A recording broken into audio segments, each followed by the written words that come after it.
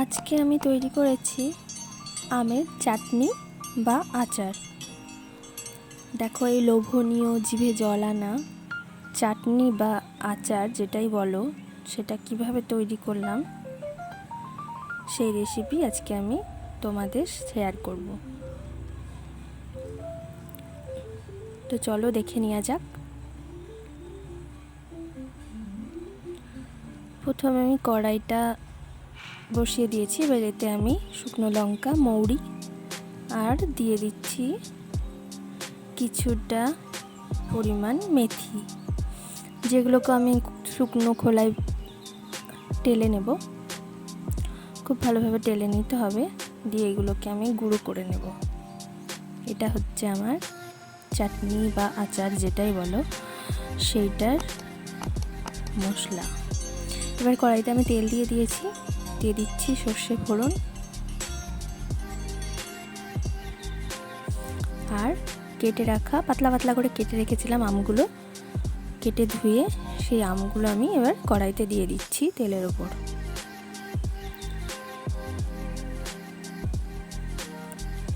ভালোভাবে একটু নাড়তে চাড়তে হবে।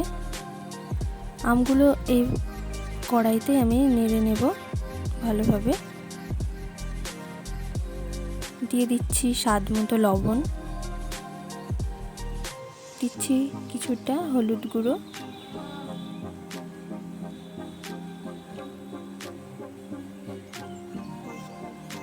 খুব অল্প পরিমাণ হলুদটা এখানে দিতে হবে। আবারও আমি নেড়ে নেব।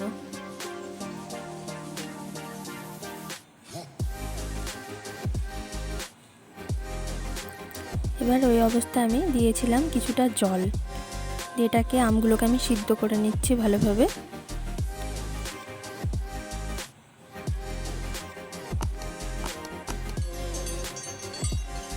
দেখো জলটা টেনে এসেছে।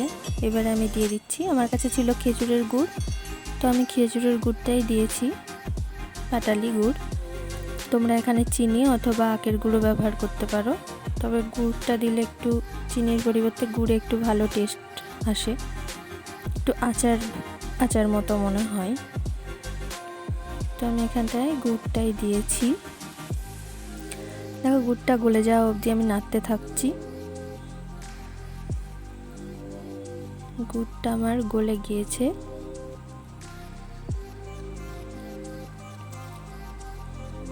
ঠিক এই অবস্থায় আমি ওই গুঁড়ো করা মশলাটা দিয়ে দিলাম।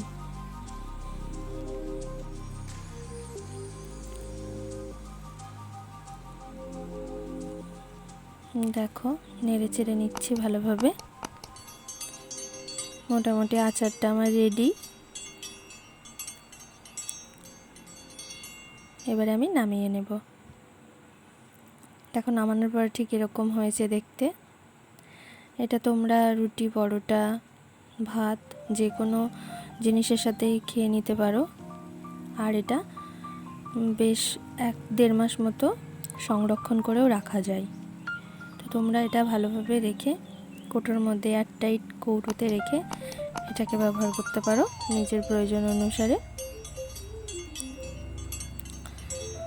তোমরা অবশ্যই ট্রাই করো। দেখা হচ্ছে পরের ভিডিওতে। ধন্যবাদ।